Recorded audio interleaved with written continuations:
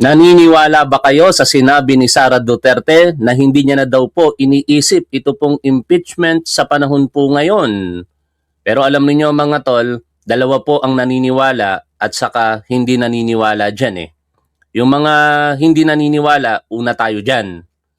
Saka syempre yung mga nag-iisip na mga Duterte supporter dahil kapag ka hindi nila ginawa ng kaparaanan, ito pong impeachment complaint laban kay Sara Duterte katulad ng paghahain sa Korte Suprema, malalantad sa harapan po ng publiko yung matagal na pong pilit na iniiwasan nito pong si Sara Duterte. Yung ikalawa naman, ito po yung mga tatanga-tangang Duterte supporter na kung ano lamang po ang sabihin ni Sara Duterte ay kanila pong paniniwalaan. Sa live streaming po na ito mga tol, pag-uusapan po natin ang pahayag na yan ni Sara Duterte at syempre yung naging interview dito po ni Christian Esguerra kay Congresswoman Jinky Luistro kung saan sinabi po ni Luistro na hindi niya na po ikinagulat yung paghahain po ng petisyon sa Korte Suprema ng mga abogadong sumusuporta kay Sara Duterte sapagkat naniniwala siya na yan talaga ang kanilang layunin, ang questionin ang proseso na pinagdadaanan dito po sa Committee on Justice o yung tinatawag po nilang mini trial. Pero nilinaw din po iyan ni Luistro na hindi po yan mini trial kung hindi clarificatory hearing. Ginamit lamang po ang salitang mini trial para mas maunawaan daw po ng publiko. Sa interview na yon, lilinawin din po ni Congresswoman Luistro ang issue na ibinabato po sa kanila kaugnay po ng double standard at saka kawalan daw po ng due process. Pero unahin muna natin mga tol, ito pong sinabi ni Sara Duterte. By the way, ngayon po ay March 29, 2026. Kung kayo po ay hindi mga Duterte supporter, wag nyo po sanang kalilimutang mag-like at kung pwede, pakishare nyo na rin po ito pong ating live streaming. Ito po ang balita kahapon. Ayon po dito sa Batas PH, VP Duterte distances herself from impeachment petition before Supreme Court. Wow naman. Naniniwala ba kayo dyan? Si Atty. Jesus Palsis, ang reaction po dito, hindi kami pinanganak kahapon. Totoo naman mga tol. Ang maluloko lang po nito, yung mga tatanga-tangang Duterte supporters. Pero yung mga nag-iisip na Duterte supporter, kung meron man, alam nila na yan ang ginagawa nila. Imposibleng hindi alam ni Sara Duterte ang pagkilos nitong sina Atty. Israeli Tutorion at saka si Atty. Vic Rodriguez at iba pa. Tuloy ko po ang binabasa po natin balita. Vice President Sara Duterte said she was not consulted by the group of lawyers who filed a petition for temporary restraining order before the Supreme Court seeking to stop the impeachment proceedings against her. Hindi sila nag-consult sa akin kasi hindi ko na iniisip ang impeachment sa panahon ngayon. Iniwan ko na yan lahat sa mga abogado. Wow, parang totoo lang ano? Pero umaksyon ka agad dito kay Ramil Madriaga matapos malaman na ito pa'y kumpirmado ng tetestigo sa kanya sa impeachment. Ganun ba ang hindi iniisip? Personal na nagpunta sa Taguig City Prosecutor's Office para maghain ng kasong perjury sa isang tetestigo laban sa kanya? No? Anyway, hindi na tayo magpapakatagal dyan at babalikan po natin muna yung balita para magkaroon po tayo ng konteksto dito po sa interview ni Christian Esguerra kay Congresswoman Luistro. At ito nga po yung naging balita noong nakaraang araw nang maghain ng petisyon sa Korte Suprema, ito pong sina Atty. Israeli Tutorion et al. Para po humiling ng TRO o patigilin ito pong ginagawang proseso o pagdinig ng Committee on Justice kaugnay ng impeachment complaint laban kay Sara Duterte. Panoorin, pakinggan po natin ito mga tol bago tayo dumako sa interview kay Congresswoman Jinky Luistro.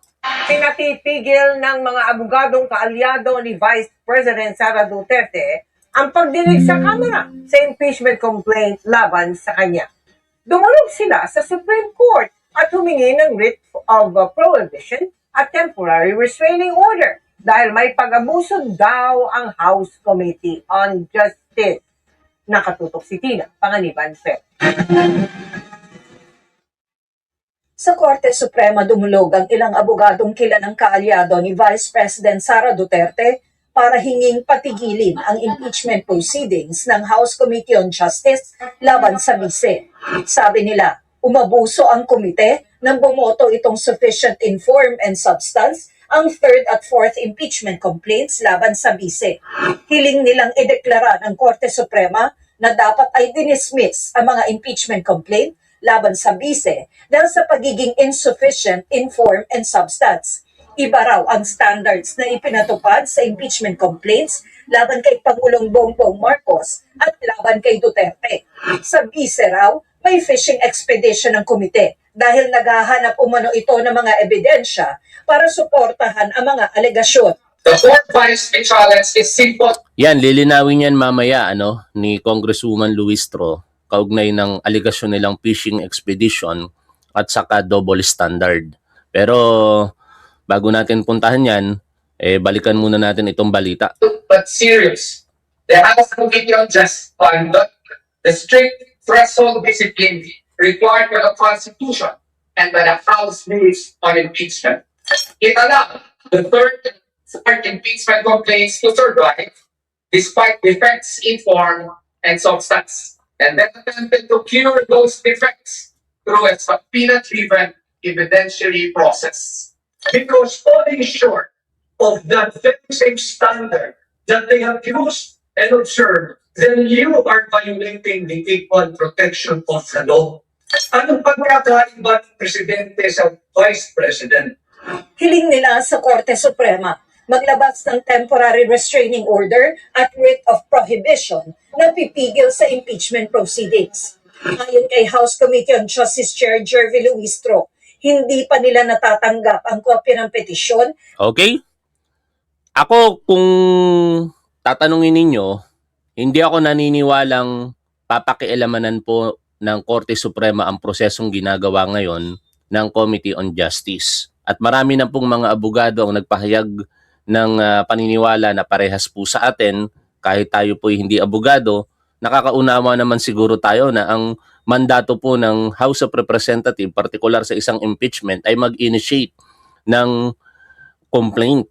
Alamin kung meron po ba itong sapat na basihan at dumaan sa mga proseso ng pag-i-impeach na sa ngayon ginagawa po ng Committee on Justice kung ano po yung naging kautusan ng Korte Suprema, partikular sa kanilang naging desisyon noong July 2025 at saka January 2026. Ang proseso na pinagdadaanan po ng impeachment laban kay Sara Duterte ngayon ay nasa punto na ng pagdetermina po ng probable cause. Nauna na po dyan ang determinasyon ng sufficiency in form, sufficiency in substance, sufficiency in grounds. Ikaapat po itong kasalukuyan na pong pinagdadaanan. Nauna po noong March 25 kung saan nagkaroon po ng mga clarificatory matters or preliminary matters at ang pag-i-issue po ng mga subpoena sa mga individual at mga institusyon or yung tinatawag pong subpoena duces tecum or ad testificandum. Tapos sa darating po na April 14, inaasahan na po natin na maaari ng tumestigo yung mga pinatawag po ng mga individual. Kaya nakikita po natin dito na ginagawa po ng lahat ng mga sumusuporta kay Sara Duterte sa kanilang mga kaparaanang alam kung paano po nila maililigtas itong si Sara Duterte.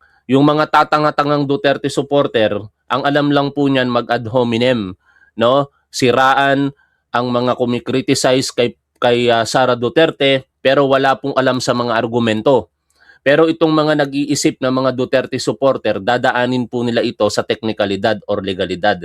Katulad po ng ginagawa nitong sina Attorney Israelito Tarion. Kasi sa katotohanan, hindi po mga tanga ang mga yan. I should say, mga tuso po ang mga yan. Alam naman nilang mali yung kanilang ginagawa, hindi po iyan naaayon sa tamang proseso pero binebend nila ang batas. Sila po talaga yung law bender para lamang po pumanig sa naratibo nila at maprotektahan ito pong si Sara Duterte. Ngayon, puntahan na po natin ito pong interview ni Christian Esguerra kay Congresswoman Luistro, kung saan malinaw po ditong ipinahayag, bagamat lalagpasan na natin kasi nagkaroon po ng technical error doon po sa parte ng live stream na hindi maintindihan ni Congresswoman Luistro yung sinasabi ni Christian Esguerra, kaya yung parte ng pagsasabi niya ng hindi niya na ikinagulat ay lalagpasan na po natin. At ang mga susunod na yugto na po dito ay ang mga pagpapaliwanag ni Congresswoman Luistro kaugnay po ng mga salitang mini trial, clarificatory or hearing or hearing formal, yung double standard, yung fishing expedition, at saka yung kanyang panawagan na once and for all, wag na sanang gamitin ang mga legalidad or teknikalidad at sana harapin na lamang ang mga alegasyon para yung katanungan po ng taong bayan na ilang taon na rin po na nakapending sa harapan po ng publiko ay matapos na, masagot na once and for all.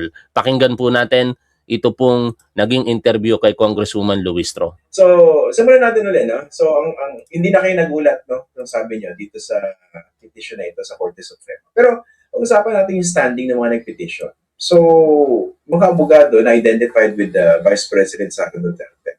What do you make of that? Well, apparently, kung ano yung position nila before about doing away with this impeachment proceeding, yun pa rin yung maintain nilang position up to this time, no? Kaya lang, Christian, from our end, this is accountability that we are trying to push at napakaliwanag nito sa ating saligang batas. So, I hope that instead of trying their best to find technical issues, why not instead answer the allegations para magkaroon na ng kasagutan ang taong bayan dito sa matagal na nilang hinihintay. Ako naniniwala ako mga tol na majority ng mga Pilipino ngayon, yan po talaga ang hinahanap. Ang kasagutan kay Sara Duterte, hindi po teknikalidad, hindi po legalidad. In fact, sabi nila naniniwala sila sa survey, di ba? Kasi kapag pabor kay Sara Duterte ang inalalabas ng Pulse Asia survey, tuwang-tuwa ito pong mga Duterte supporter. Lately, meron pong nilabas ang Pulse Asia survey kung bakit po walang tiwala ang taong bayan sa mga nakaupong opisyales sa ating gobyerno. Siyempre, nandoon din ang ating Pangulo at nandoon din itong si Sara Duterte. Alam po ninyo kung ilang porsyento ang nagsasabi kung bakit wala silang tiwala kay Sara Duterte? 51%. Kaya kung paniniwalaan po ang survey, majority ng mga Pilipino walang tiwala kay Sara Duterte dahil corrupt po ito. No? Ngayon, para mawala po yung issue na yan at pakawalan ng tiwala kay Sara Duterte dahil sa issue ng korupsyon, ang tanging kaparaanan lang talaga rito, hindi po legalidad, hindi po teknikalidad, kung hindi pagsagot sa mga issue. Kayo mismo, mga Duterte supporter, dapat iniisip nyo yan eh. No, sumusuporta kayo sa isang tao na merong questionableng kredibilidad dahil po ini-issuehan ng korupsyon. Huwag nyo nang i-gaslight ang tao na malinis itong si Sara Duterte. Ang tanging kaparaanan lamang para mapaniwala ninyo ang publiko na malinis si Sara Duterte ay kumbinsihin nyo siya mismo na sagutin yung mga paratang laban po sa kanya. Ngayon, baka balikan nyo kami, bakit kung tawagin ninyo bangag ang ating Pangulong Bongbong Marcos, hindi sinusunod, hindi sinasagot na siya ay addict, no? Ayaw niya magpa-hair follicle test. Magkaiba po ang sitwasyon, ha? Mga Duterte supporter. Si Pangulong Bongbong Marcos una nang sumagot at hindi yan ginagawa ni Sara Duterte, never siyang sumagot. Noong November 2021, ang mismo ngayon ay bumaligtad na dahil tinanggal sa pwesto na si Atty. Vic Rodriguez ang nagbuyangyang sa harapan po ng publiko sa naging resulta ng drug test ni Pangulong Bongbong Marcos at ito po ay negatibo sa paggamit po ng cocaine na inyo pong inaakusa sa kanya. Ngayon, ipagpipilitan nyo na porket negatibo siya doon sa standard na proseso at ginawa pa ito ng isang lehitimong institusyon, merong integridad at kredibilidad ang St. Luke's, ayaw ninyong paniwalaan. Kaya lumulusot kayo, kunyari hair follicle test, hindi yan na i-dignify ng Pangulo. Bakit? Unang-una, sinabi rin mismo ng inyong sinusuportang si Harry Roque, and let us borrow that situation, na hindi kung sino lamang ang pwedeng mag-utos sa Pangulo kung ano ang kanyang dapat gawin. Tapos gusto nyong utusan ng ating Pangulo. Kung gusto nyo talagang magpa-drug test si Pangulong Bongbong Marcos sa pamamagitan ng hair follicle test, sampahan nyo siya ng impeachment case kung yan nga ba ay tamang basihan para sa isang impeachment case. Kaya wag nyong linlangin ang publiko. Magkaiba ang pagkukumpara ninyo na ginagawa sa kasalukuyan. Hindi nyo maikukumpara ang sitwasyon ni Pangulong Bongbong Marcos sa kinakaharap na sitwasyon nitong si Sara Duterte. Alam niyo napakalayo nga talaga ng sitwasyon eh. Wala ngang issue ng korupsyon kay Pangulong Bongbong Marcos, 'di ba? Ang tanging nyo lang sinasabi, bangag siya. Sinasabi nyo na deliveran siya ng maleta. Akusasyon na lamang yun, pero wala talagang direktang mga sitwasyon na nagsasabi o magpapakita na corrupt si Pangulong Bongbong Marcos. Uulitin ko, malayong-malayo ang sitwasyon. O tuloy po tayo sa pakikinig po dito. No, Christian? But what if that precisely is the thing that the Vice President is trying to avoid? Yung And that pagsagot is sa why, kaya nga Christian tayo, from the very start, we've been very, very cautious in our impeachment proceedings. Sabi ko nga, we are following the letters of the rules of procedures, no?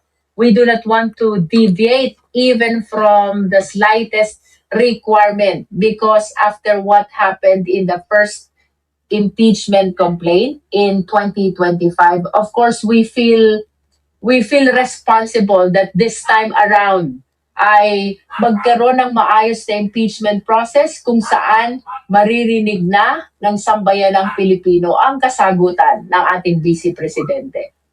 Okay. Pero di niya ginawa. Natin dito yung Diba? binanggit na rin Hindi ginawa ni Sara Duterte. Kung tutuusin, pagkakataon niya na yon para isampal sa pagmumukha natin. Tayo kasi naniniwala na meron siyang kasalanan, di ba? Pero hindi niya ginawa. Ano ang naging reply ng kanyang mga abogado? Ad cotelem, no? Na parang pasubali na ito'y kanilang iaakyat sa Korte Suprema. Ako'y naniniwala na yung naging aksyon ni Atty. Israelito Torion, meron po iyang ugnayan sa mga abogado nitong si Sara Duterte. Ayaw lang nilang palabasin na sila mismo ang magsasampa ng petisyon kasi lalabas na para silang bumabali sa kanilang posisyon sa nakalipas na panahon. Biruin ninyo, ang posisyon ng kampo ni Sara Duterte, yung legal team niya, ay kine-question ang proseso na ginawa ng House of Representatives dahil hindi daw po ito nagsagawa ng pagdinig. Diba? Yun nga po yung naging batayan ng Korte Suprema, which is, I believe, kahit hindi ako abogado, marami namang nang nagsasabi dyan na yan po ay judicial overreach. No? Hindi din tama. Sapagkat dalawa po ang mode ng impeachment. Yung una, sa pamamagitan po ng inisyatibo ng isang kongresista o ng isang pribadong individual na maghain ng impeachment complaint. At ito ay dadaan sa tamang proseso na nakikita po natin ngayon. Pangalawa, yung mabilisang proseso na nakita po natin sa mga nakalipas na impeachment kay Erap Estrada at kay Renato Corona. Ito po yung pagkakaroon ng pirma o pagpayag ng mga members ng House of Representatives na pumirma doon po sa articles of impeachment at ang bilang po nila ay abot at least 1/3 sa bilang ng House of Representatives. Kinwestiyon po iyon ang kampo ni Sara Duterte dahil nga daw po hindi na dinig ang kanyang panig, kinatigan ito ng Korte Suprema, dineklarang unconstitutional ang mode number 2. Nakakalungkot po yun dahil nakalagay naman po iyon sa ating konstitusyon. At ngayon, sumusunod na ang Committee on Justice doon po sa kautusan ng Korte Suprema. Kaya parang awkward sa mga abogado ni Sara Duterte na yun ang maging batayan para questionin ito sa Korte Suprema. Kaya marahil, ito ngayon yung ginawa ng mga abogadong sina Atty. Israelito Torion. No? Pangalawang punto, sinasabi nitong si Atty. Michael Powat ng isang abogado pa nilang kasama na si Atty. Sison na ang tamang forum daw ay ang Senado. Alam naman natin na nung dumating po sa Senado nung nakaraang taon, hindi po nila yon hinarap bagkos kinwestiyon nga nila sa Korte Suprema. Kaya ang hirap na po talagang paniwalaan eh. Lagi nilang dinadaan sa teknikalidad, lagi nilang dinadaan sa legalidad. Pero yung tamang pagharap, tamang pagsagot, ayaw po nilang gawin. Ano ba ang kinakatakot nila? Sabi nga po dito ni Christian Esguerra, total hindi naman daw po siya kongresista, baka natatakot. At sabi naman ni Ronald Llamas, no, sa kanyang naging Facebook post, kapag ayaw humarap, maliwanag na kurap. Naman ito ng kanyang mga abogado, yung defense impeachment team ni Vice President Sara Duterte. Yung di umanay mini trial na kinokonduct ninyo dyan sa House Committee on Justice. Unang-una, ano ba yung origin ng mini trial na yun? Kasi, correct me if I'm wrong, no? Ang understanding ko, ginagamit lang siya for media reports, for lack of a better term. No? Siguro mas sexy yung term na yun. But yung mini trial is not really part of your procedures dyan sa House of Representatives. No. As a matter of fact, Christian, I wish to clarify, no. Are they questioning mini trial because I used it during the interview? Or are they questioning it because that is what we're doing in the Justice Committee, no? Kasi for the first scenario, I admit that I used the term mini trial, but that is only in my intention to make it better understandable, mas madaling maintindihan ng ating mga kapwa Pilipino. Why? Sapagkat ang tumatak sa isip ng ating mga kapwa Pilipino Christian is the trial that they saw during the time of President Erap, the trial that they saw during the time of Chief Justice Corona, no? So just to make it easier for them to understand what will happen in the Justice Committee, this is smaller than the proceeding that happened in the Senate. That's why I called it mini trial. But not to mean that what will happen in the Justice Committee is trial similar to the Senate, no? As a matter of fact, to the second scenario, I want to make it clear na what will happen or what is happening in the Justice Committee is indeed a hearing proper, a clarificatory hearing, or a preliminary investigation.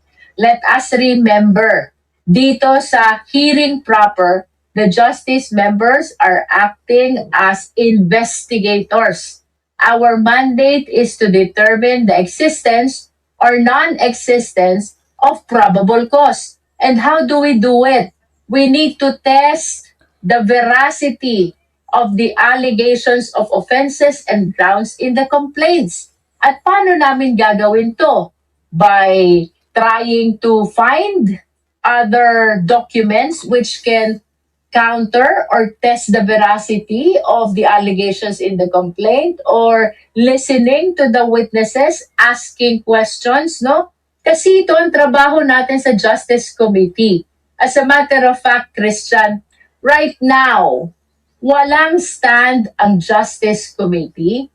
We are just responding to our mandate, and that is to determine probable cause, whether the same exists or otherwise. O, linawin natin yung sinabi ni Congresswoman Luistro na walang stand ang Committee on Justice kasi collegial body po ang Committee on Justice. Ano? Totoo po yun. Wala po talagang opisyal na posisyon ang Committee on Justice kung meron po ba silang sapat na paniniwala na may basihan nga itong impeachment complaint kay Sara Duterte or meron o wala, in short mga tol. Pero marami tayong mga napapakinggan na nagpapahayag katulad po nitong si Vice Chairperson Congresswoman Isabel Zamora, itong si Congressman Terry Ridon, ang napabalita na bilang na at least 200 na nire-relate kay Congressman or Majority Leader Sandro Marcos. Yan po ay kanilang mga individual na paniniwala, no? Na meron na pong sapat na bilang para po ma-impeach itong si Sara Duterte sa House of Representatives. Magkaiba po 'yon. Kasi sila po ay individually tinanong, kaya ang sagot po nila ay ayon sa kanilang paniniwala. Yung kay Congressman Sandro Marcos, rumors lang po 'yon. Ibinalita po ng politico.com.ph. Pero kung ang pag-uusapan po ay Committee on Justice na pinamumunuan po ngayon nito pong si Congresswoman Luistro, maliwanag po na wala pang posisyon silang hinahawakan dyan.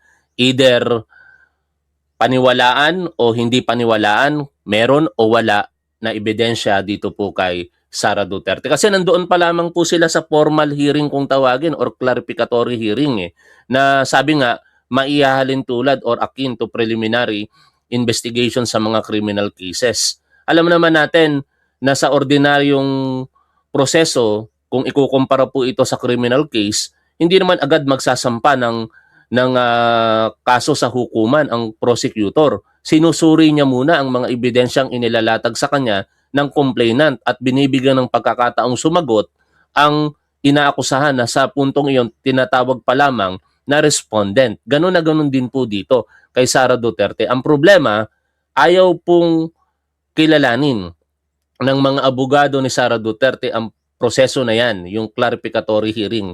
Instead, ang ginawa nila, hindi po sila nagpakita, hindi po nila sinagot, at tingin po natin parte na rin ng taktika nila or estratehiya nila yung ginawa ng kampo ni Israelito Torrio na questionin ito ngayon sa Korte Suprema. Pero maraming naniniwala dyan na walang legal standing, no? Ito pong senator yon sapagkat hindi po sila parties involved at kung meron mang dapat kumwestiyon sa prosesong pinagdadaanan ngayon, walang iba kung hindi itong si Sara Duterte o yung kanyang mga abogado. Pakinggan po natin patuloy ang interview. At para magampanan namin itong tungkulin na ito, kailangan naming malaman ang katotohanan. And how do we find the truth? How do we test the veracity in the allegations of the complaint? Of course, we will have to question the witnesses who will be presented by the parties. We need to issue or exercise our compulsory process to check from the other documents kung totoo ba ang nilalaman ng impeachment complaint, no? Because at the end of the day, we will be voting Christian.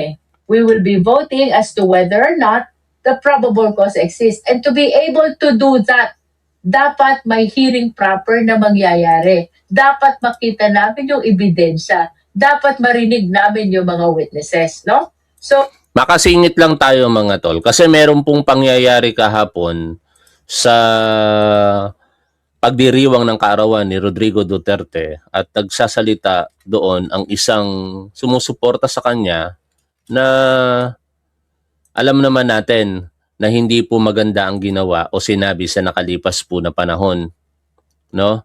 Ito po kasi si dating Executive Secretary Medaldea, Salvador Medaldea, noong May 23, 2025, ito po ay nagsalita ng mga sumusunod. It is the leader who should resign. Baka kunin ka ni Lord. Oh, yan. Kahapon mukhang nagbabanta sa kanya ang posibilidad na kunin siya ni Lord, no? Tingnan, binibigyan si dating Executive Secretary Salvador Medaldea ng paunang lunas matapos siyang makaramdam ng pagkahilo at mahirapang magsalita sa gitna ng pagtitipon para sa ika-81 kaarawan ni dating Pangulong Rodrigo Duterte, March 28, 2026. Yun ang punto dito, no? Yung mga nangangarap ng hindi maganda kay Pangulong Bongbong Marcos, parang bumabalik po sa kanila yung kanilang mga sinasabi. Pero tayo, hindi po natin hangad na mayroong masamang mangyari dito kay Salvador Medaldea. Ako po, personally, hangad ko ang kanyang kagalingan. Hindi po tayo plastic na tao, ha. Ako kasi, hindi ako mahilig sa ill will, no? Yung pagkagalit ka sa tao, papangarapin mo na mapahamak ito, may mangyaring masama. Hindi po ako ganun, no? Ayokong lumabas na plastic sa inyo, pero yun po talaga. Hindi ko kailanman hinahangad sa mga, kahit sa mga tatanga-tangang Duterte supporters po dito na nanonood sa atin na lagi akong pinagsasabihan ng hindi maganda. Never kong sinabi yan sa kanila. Although may mga part na nagsasabi po ako dito na kung ako po'y bayaran, mamatay na po ako, 10 ng aking pamilya, at ang mga bayaran mamatay na, wala po akong partikular na tinutukoy na tao doon. In fact, yun po ay pag-challenge lamang sa mga nag-aakusa sa akin at ipamukha sa kanila na ako'y hindi bayaran. Dahil willing akong i-risk ang aking sarili, even ang mga mahal ko sa buhay, hindi ko siguro sasabihin yan mga tol kung ako'y bayaran. No? Biruin mo, pati asawa at mga anak mo, mamatay ng lahat kung bayaran ako. Mahirap yun. Kasi ako, sigurado ako sa sarili ko na hindi ako binabayaran. Ngayon, going back dito, huwag tayong maghahangad ng hindi maganda sa ating kapwa. Kasi tama naman po si Sir Benji Contreras dito, i-follow at i-subscribe nyo siya. Be careful of what you wish for. It might happen to you. Karma. Karma is real. O balik po tayo dito po sa pinapakinggan po nating interview. So, to conclude my explanation, Christian, yung sinabi kong mini trial in the interview, that is for the purpose of making it Sabi ni Music Stories, Tapuan, tama lang yan, I do not agree. Pasensya ka na, hindi po ganyan ang pagkatao ko eh. No? Never po akong maghahangad ng hindi maganda sa kapwa ko. Ganun lang po kasimple yun. Kung paniniwala nyo po yan, nirerespeto ko yan. Pero sa akin, and I hope sa aking mga anak, wag po nilang pangarapin na magkaroon ng hindi maganda sa kapwa nila. Doon lang tayo sa tama at dapat kung lumabag sa batas, yung mga kinagagalitan natin, kinaiinisan natin, kinikriticize natin, sa tamang proseso. No? Katulad ng paghahangad po natin dito kay Sara Duterte ngayon, na harapin yung mga akusasyon laban sa kanya. Wala akong personal grudge dito kay Sara Duterte. Accountability ang hinahanap po natin dito. Ngayon, kung mapapatunayan na wala siyang kasalanan, disampal sa atin yon, ganun lang kasimple yon. Pero hindi ko po hahangarin na mamatay si Sara Duterte, mamatay kung sino man. No? Dahil para sa akin, hindi po yun tama. it easier for the people to understand that there will be presentation of evidence and witness before the Justice Committee.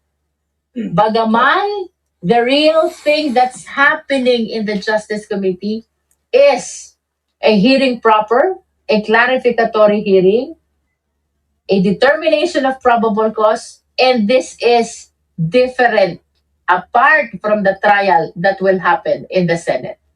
Okay, if that is the case, do you think it could be held to account for using mini trial in an interview when in fact it is not part of your rules at the House of Representatives? Well, since it is just an interview, Mm. and I never used that during the proceeding in the impeachment case, that should not be considered as a basis at all for any petition which will be filed in the Supreme Court or in any forum, no? Again, the reason why we use that during interview is in our hope na mas maiintindihan tayo ng taong bayan about what will happen before the Justice Committee. Okay, kasi inisip ko po rito, no? Ang pagbabasihan dapat po niyan, yung nakasulat sa inyong rules, no? At saka yung actual na That's correct. ginagawa ng committee, tama? And to add to that, Christian, no, for purposes of questioning the constitutionality of the proceeding before the Justice Committee, I think it is totally wrong to base it on the name, on the nomenclature, or on the label. The correct basis to judge the constitutionality of the proceeding is the actions which the committee is actually doing for the purpose of responding to the requirements of the rules of impeachment, no? Dapat ang pinagbabasehan hindi yung pangalang binanggit, kung hindi yung actual na nangyayari dito sa proceeding before the Justice Committee. And again, that is not a trial, that is Singit tayo. Sabi nitong Lani, wag lang maging masyadong bias, wag magbulag-bulagan. Alam ninyo, lahat tayo may biases, ikaw may biases ka. No? Ang mga pinapanood at sinusuportahan ninyong mga Duterte vloggers, bias sila. Bias din ako dito. Kaya wag niyong sabihin na wag maging bias. Kung ayaw nyo ng pinapanood na bias, manood kayo sa news. Kasi ang news, balita po yun, hindi po yun bias. This is vlogging, political commentaries, reaction. Always bias po tayo rito. Bias ako against Duterte, bias ako favoring Marcos. Ganun lang kasimple yun. Huwag po nating tangahin ang ating mga sarili. Ha? Pagka ayaw ninyo sa sinasabi, bias na. Ganun lang yun. Lahat tayo may mga biases. Ang bias, wag natin gawin, wag natin isipin sa isang punto lamang. Ang bias, dalawa po yan. Isang bias na ayaw mo, isang bias na gusto mo. No? Use our common sense. Ng teteng na yan, matatanda na tayo. I am 46 years old. I believe walang nanonood sa atin na less than 30 years old dito. Lahat tayo na nanonood ngayon dito, kayo mga kasama sa programa ko po ngayon, ang edad po ninyo, 30 pataas. Kung meron man ditong 30 pababa, mga mangilan-ngilan lamang yan. Wala ako halos na manunood. Kahit tingnan ko yan sa demographic ng aking analytics sa Facebook at YouTube, ang mga edad laging 40 pataas. Meaning, dapat matured enough na tayo. No? Ng teteng na yan, biases. Uulitin ko, bias ako against Duterte. Bias ako favoring Marcos. Kaya kung ayaw po ninyo sa sinasabi ko, huwag kayong manood sa akin. Ganun lang yun. Ngayon, kung ayaw nyo ng bias, news ang panoorin ninyo. Kasi dapat ang news, walang biases. Facts lang dapat sila. Diba? A hearing proper, a clarificatory hearing akin to a preliminary investigation, which purpose is to determine only probable cause defined as justification to be able to proceed to trial. Okay. Ano pong tugon nyo rin sa banat sa inyo, no? Tsaka sa iba pang miyembro ng inyong komite na naglolokohan lang tayo dito. You've made up your Well, minds. Nandun na yung numero at may impeach na yung Vice President. Kumbaga, you're just going through the motions. Well, it is important for us, Christian, that we follow the rules. We look into the evidence. Kasi kahit pa mayroong impression, Bago natin pakinggan yan, yung sinasabing impression or parang alam na kung saan tutungo na mai-impeach talaga itong si Sara Duterte, 100% naniniwala ako dyan. Kasi due process yan eh. Di ba? Ayan nga mismo yung kine-question ng kampo ni Sara last year eh. At yun, ngayon, ginagawa na ng Committee on Justice para madinig na yung panig ni Sara Duterte. Kung ang tanong lang mga tol, may sapat bang bilang at magbobotohan na? Tapos na to. Nasa Senado na to, pero hindi na pwedeng gawin ngayon yon dahil mismong Korte Suprema ang nagdikta kung ano ang dapat gawin ng House of Representatives. At ito ngayon yung prosesong pinagdadaanan na ipinapaliwanag sa atin ngayon nitong si Congresswoman Luistro. at ito naman dinidiscuss din sa Supreme Court decisions. That impeachment process is not only legal, it is also constitutional, it is also political.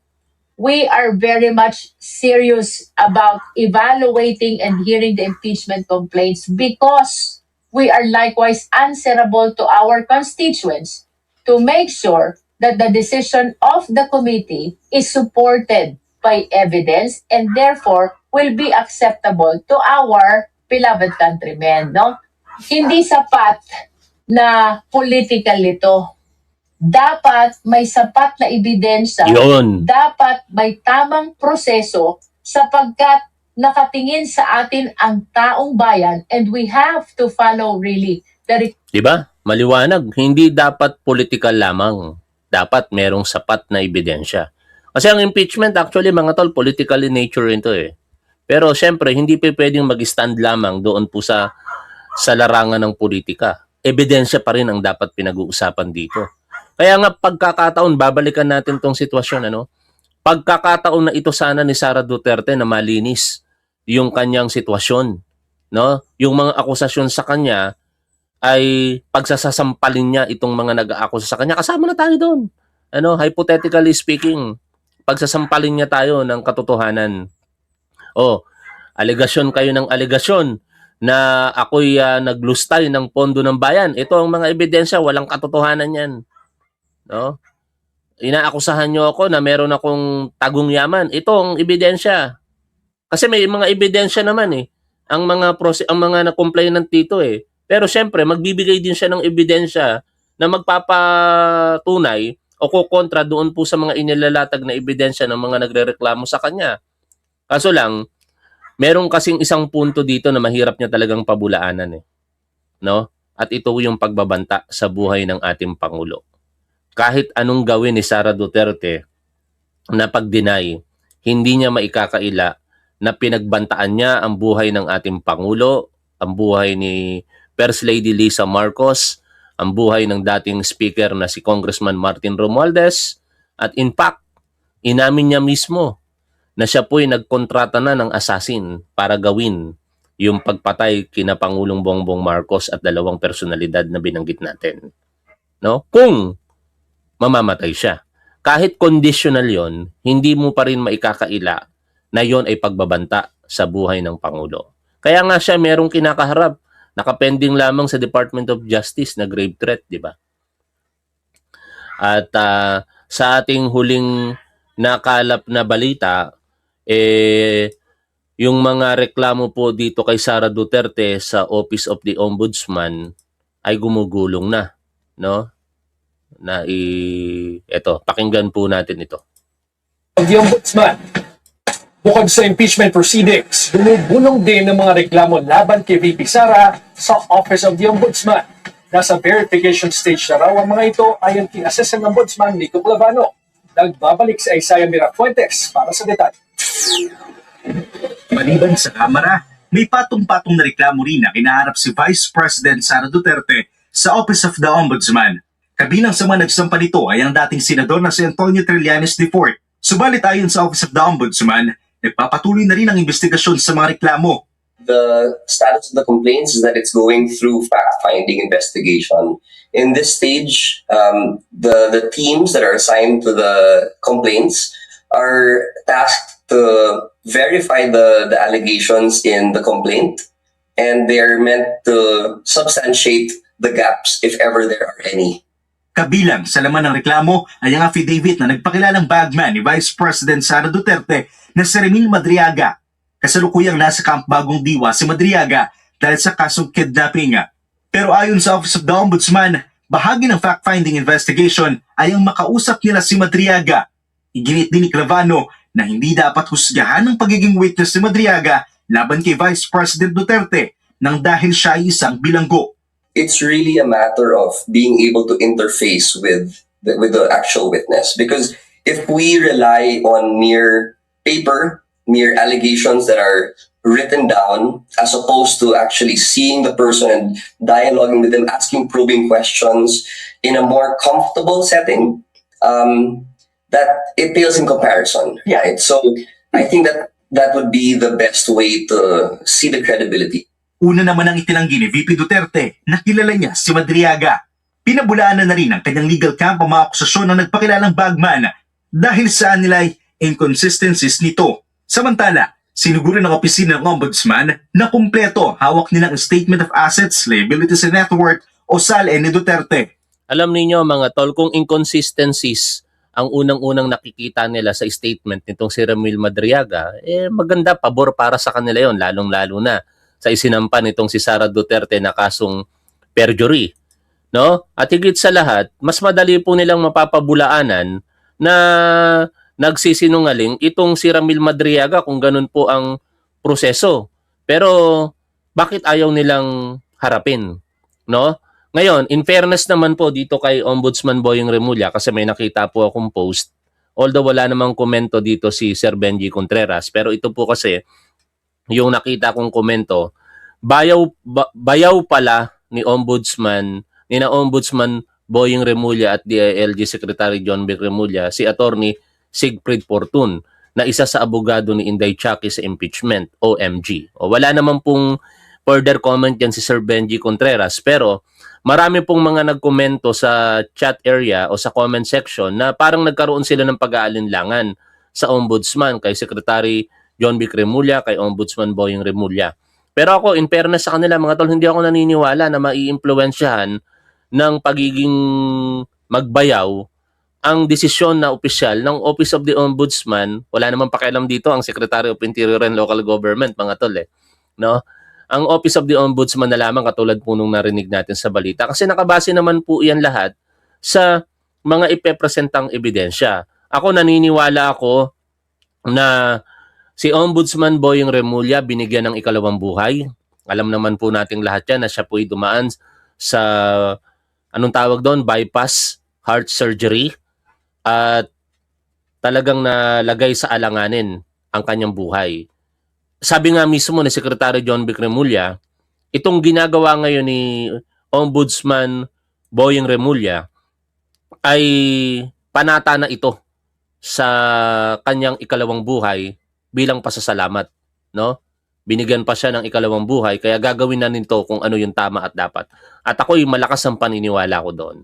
Gagawin ni Ombudsman Boyeng Remulla kung ano ang tama at dapat at hindi makakaapekto kung ano man merong relasyon na personal ang isa sa mga abogado ni Sara Duterte. After all, ebidensya po ang pinag-uusapan po dito. Kung sa tingin po natin, medyo mabagal ang aksyon ng Office of the Ombudsman, at least may aksyon kaysa naman sa nakaraang Ombudsman ni Samuel Martires na wala talagang aksyon bagkus pinrotektahan pa ang mag-amang o ang nakaupong Pangulo noon at iba pang mga opisyalis ng ating gobyerno dahil hindi daw po pwedeng makita ng publiko o kung ng sino man ang SALN maliban na lamang kung ito'y may pahintulot ng mismong nagmamay-ari po ng SALN. Pero ngayon, baligtad po. Naglabas ng kautusan ng Ombudsman sa pamumuno ni Ombudsman Boyeng Remulla na pinapayagan na kahit sino pwede pong magkaroon ng kopya basta ito po ay for justifiable reason, no? Hindi po gagamitin sa hindi tama o illegal na kaparaanan. At higit sa lahat, mabagal man ang proseso, nakikita naman natin dumadaloy po ito, no? Kasi parte po yan ng due process eh. Ayaw ko na pong maulit sa aking opinion yung nangyari sa nakalipas na panahon na magsasampa ng kaso ang ombudsman, mauuwi lamang po sa akwital ng mga sinampahan pong kaso. Ang pinaka-infamous case na alam natin ay ang pagkaka-acquit sa 3 dating senador at dalawang dating senador at isang kasalukuyang senador. Kilala niyo siguro kung sino sila, di ba? Si Enrile ang namayapa na po, si Bong Revilla na nakakulong ngayon, at si Jinggoy Estrada na isang senador ngayon. Acquitted po sila doon sa kaso po nilang plunder. Gusto nyo bang mangyari ngayon yon? Na mabilis nga ang proseso. In fact, matagal pa nga yun kung ikukumpara ngayon sa aksyon ng ombudsman eh. Biruin nyo, 1 year na lumipas bago sila nasampahan o bago sila nalabasan ng warrant of arrest. Dito, wala pang 1 taon. Nagpahayag ang ating Pangulo, July 28, 2025, ng mahiya naman kayo. Gumulong ang proseso ng investigasyon. Pero meron ng mga nakulong. Kasama dyan si Senator Bong Revilla. At nag-aalala nga ako dito baka ma-acquit itong si Bong Revilla dahil mabilis yung naging proseso. Pero tingin ko ditong kina Joel Villanueva at iba pa kay Jinggoy Estrada at possibly kay Chis Escudero, pag nasampahan po ito ng kaso, airtight ang mangyayari dyan. Dahil kung ano yung ginawa ni Ombudsman Boyeng Remulla sa panahon na siya po ay Secretary of Justice, na dapat merong certainty of conviction bago iakyat sa kulungan. Ganun din po ang magiging standard ng kanyang pamumuno dito po sa Ombudsman. Dapat merong certainty of conviction. Kaya pag naisampa po yan sa husgado, malamang sa malamang 99% yan makukonvict ito pong mga sasampahan po ng Office of the Ombudsman. At sabi nga po nitong si Ombudsman Boyeng Remulla, ngayong tag-init, mas iinit pa po ang panahon dahil po sa mga napakaraming isasampang kaso laban po sa mga tinawag ng ating Pangulo na balasubas sa ating gobyerno. Balik po tayo dito kay Congresswoman Jinky Luistro. Requirement of due process to make this acceptable not only for the committee but also to the people of the Philippines, Christian. And that includes the constituents whom we serve. Ito rin, let's talk about the apparent inconsistency or at least perceived inconsistency in the position taken by those who want to stop this proceedings. Kasi last year, ang reklamo nila, hindi sila nabigyan ng due process. Ngayon, na you are being very, very careful, baka sometimes even to a fault, to follow due process and your own rules, pumunta uli sa Supreme Court. Are you also somehow confused? Yes, To the of point- course, Christian. because you will remember we are part of the prosecution panel during the impeachment process in 2025, no? And we are very much aware na bagaman ang stand namin, we are compliant with the second mode of filing an impeachment, that is by signature of at least 1/3 of the members of the House. They brought the matter to the Supreme Court for the reason na because of that alleged express lane na violate ang due process ng Vice President. She was not given an opportunity to answer. She was not given an opportunity to present her evidence. She was not given the opportunity as well to verify the evidence of the complainant. No? So, technically, Christian, the basis of the petition in the 2025 impeachment complaint is due process. No?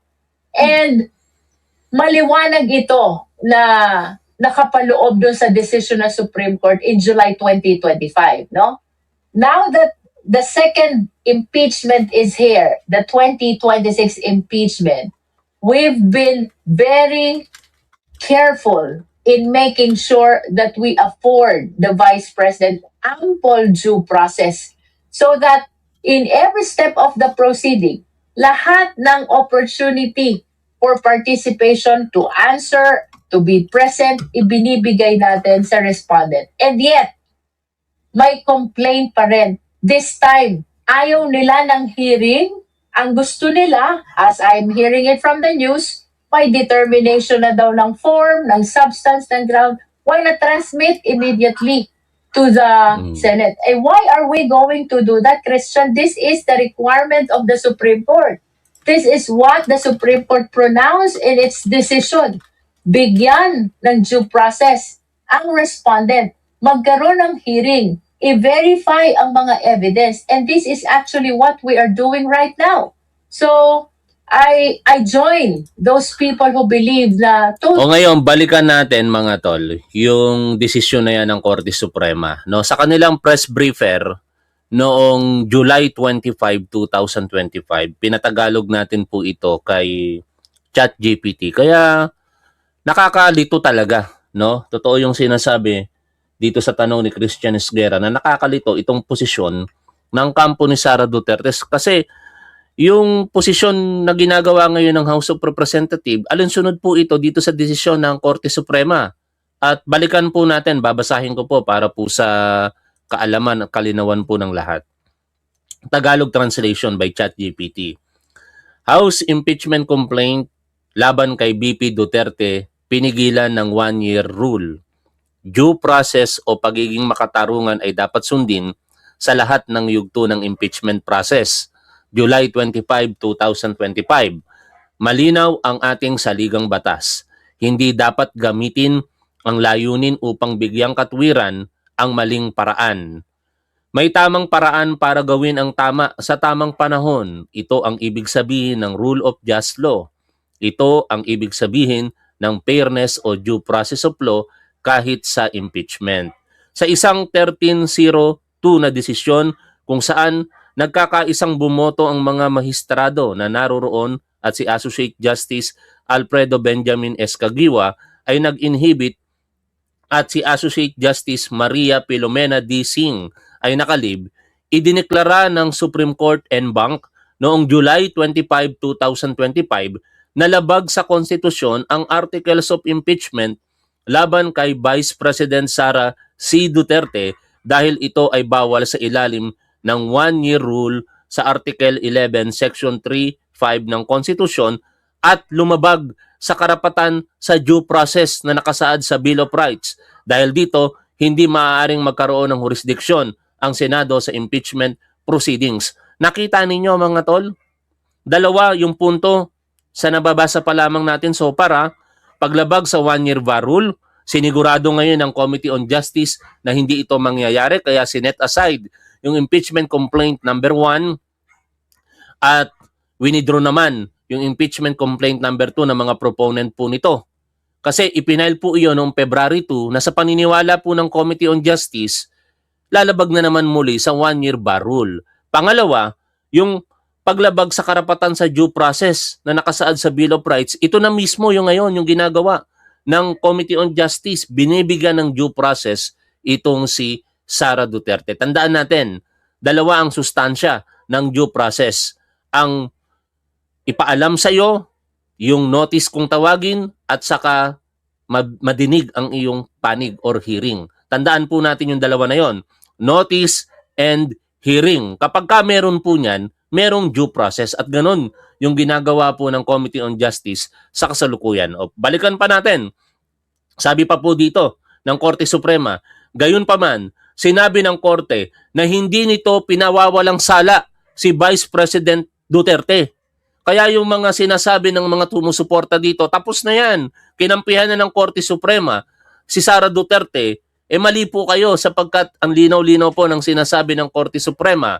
Gayon pa man, sinabi ng Korte na hindi nito pinawawalang sala si Vice President Duterte sa mga paratang laban sa kanya. Ngunit, ang anumang bagong impeachment complaint ay maaari lamang ihain simula February 6, 2026. Kaya nagkaroon po tayo ng impeachment complaint number 3 sa pamunguna ni Padre Saballa as assisted by Attorney Amando Ligutan, and noong February 18 sa pangunguna ni Attorney Nathaniel Cabrera. Ang kaso ay nagmula sa 4 na impeachment complaints laban kay Vice President Duterte. Ang unang 3 ay inihain sa House of Representatives ng mga pribadong individual at iba't ibang grupo noong December 2, 4 at 19, 2024. Ang ika-4 na complaint ay inihain sa pamamagitan ng resolusyon na pinaprubahan ng mahigit sa 1/3 ng House of Representatives ng 19th Congress noong February 5, 2025. At ito ay ipinasa bilang articles of impeachment sa Senado sa parehong araw. Sinundan ito ng 2 petisyon sa Supreme Court na kume-question sa pagiging konstitusyonal nito. Ito yung mga ebidensya, kaya mahirap paniwalaan itong kampo ni Sara Duterte sa ngayon. Sila mismo ang kume-question sa proseso. No? Sabi nila ngayon, ang formal forum ay sa Senado. Pero sabi nila nung nakaraang taon, hindi. Kasi kinwestiyon nila yung formal forum na yon sa Senado, sa Korte Suprema. Ito na mismo. Itong binabasa ko po sa inyo na binabalikan po natin. Ha? Okay, ngayon, sa huli pong bahagi nito, lagpasan po natin. Binigyan diin ng Korte na ang due process ay dapat sundin sa impeachment process. Inilatag nito ang mga requirement ng due process sa impeachment, kabilang ang Korte Suprema. Ang nagsasabi po nito at ikumpara ninyo ngayon kung ito po ba'y nagagawa ng Committee on Justice. Dapat may ebidensya ang articles of impeachment kapag ibinahagi sa mga miyembro ng House. Ang paliwanag ni Congressman Luistro, kaya nga sila nagsasagawa ngayon ng mga clarificatory hearing na ito para malaman kung merong ebidensya o wala. Di ba? Dapat sapat ang ebidensya upang patunayan ng mga paratang. Dapat available ang articles of impeachment at ebidensya sa lahat ng miyembro ng House. Dapat bigyan ng pagkakataon ng respondent na marinig bago ipadala ang articles of impeachment sa Senado. Ginagawa nila ngayon lahat yan. Dapat may sapat na panahon ng House members para magdesisyon kung i-endorso ang impeachment complaint. Ang mga paratang ay dapat tungkol sa impeachable acts na ginawa habang nasa pwesto at sa kasalukuyang termino. Ang mga paratang ay dapat sapat ang bigat upang maituring na betrayal of public trust o ibang impeachable offenses. Upang masigurong may due process, inaatasan ang House of Representatives na bigyan ang respondent ng kopya ng articles of impeachment at ebidensya upang makapagbigay ng sagot. Ibigay ang articles of impeachment, ebidensya at sagot ng respondent sa lahat ng miyembro ng House bago ang transmittal sa Senado. Ito, yet to be seen pa ito. Ha? Kasi wala pang articles of impeachment. Nandoon pa lamang tayo sa determinasyon ng probable cause. Pero darating din yan sa punto na merong articles of impeachment at dapat gawin po ito ng House of Representatives. Otherwise,